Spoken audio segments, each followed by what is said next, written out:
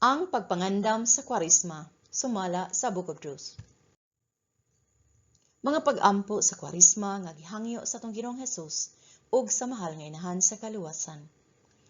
Ang Kwaresma mo'y panahon sa hilom nga pagpamalandong, sa personal nga sakripisyo ug kaygayunan sa pag-ampo alang sa pagpagaan sa gubat sa kalibutan. Kining pipila ka semana sa Kwaresma kinahanglang gamiton sa pag-andam sa imong kalag ug sa imong mga igsuon. Gamita kini nga panahon sa pagtabang kanako sa akong pakigubat alang sa mga kalag. Imong Hesus.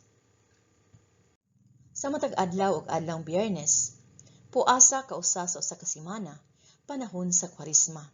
Ihalad alang sa kaluwasan sa mga kalag. Iampo ang krusada sa pag-ampo 34, akong gasa ni Hesus sa pagpuasa, aron pag-andam alang sa Semana Santa ug sa pagkabanhaw.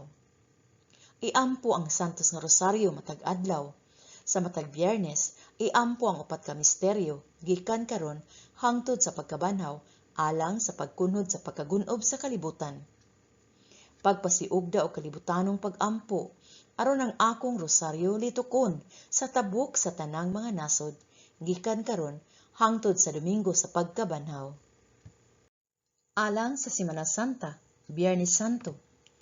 Magpuasa sa Biyernes Santo ug iampo ang krusada sa pag-ampo 42. Pag-ampo sa pagpuasa aron mahunong ang one world currency. Aron mapugngan ang usa ka kalibutang salapi sa pagpaila. Magdala og dakong kagawasan gikan sa dautan ug niadtong nagsunod sa daotang tinguha nga magpugong sa panalapi sa tanang mga nasod.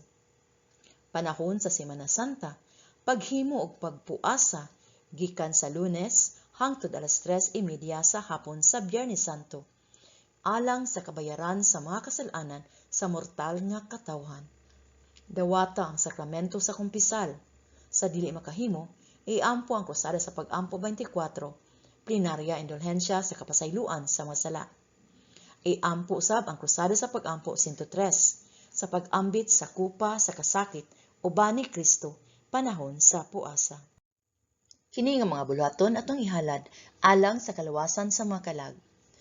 Panahon ni ining Kwaresma, ang pagpuasa atong himuon makausa sa usa ka semana, hilabi na sa adlaw nga Biyernes ug sa panahon sa Semana Santa, gikan sa Lunes Santo hangtod sa Biyernes Santo sa alas 3:30 sa hapon. Ang Santos nga Rosaryo. Ang Santos nga Rosaryo atong himuon kada adlaw ug panahon sa Biyernes atong ampon ang upat ka misteryo. Ang krusada sa pag-ampo 34 ug ang krusada sa pag-ampo 103 din ato kining iampo katulo ka higayon. Iampo panahon sa pagpuasa. Ang krusada sa pag-ampo 42 iampo panahon sa Biyernes Santo. Ang krusada sa pag-ampo 24 iampo hilabi na kun dili maka-avail sa confession. Iampo kini for 7 days. Unsaon ang pagpuasa?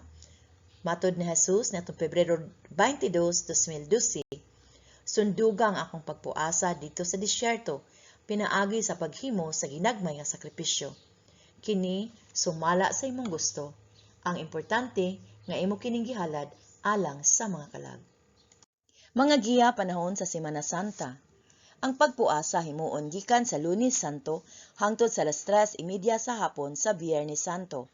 Ang krusada sa pag-ampo 34 o 43, iampo gikan sa Lunes Santo hangtod sa Biyernes Santo.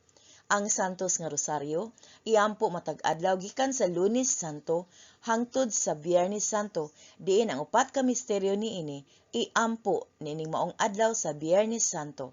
Ang krusada sa pag-ampo 42, iampo sa Biyernes Santo. Ang krusada sa pag-ampo 103, iampo kini katulos sa usa ka adlaw sa pagpuasa, gikan sa Lunes Santo hangtod sa Biyernes Santo.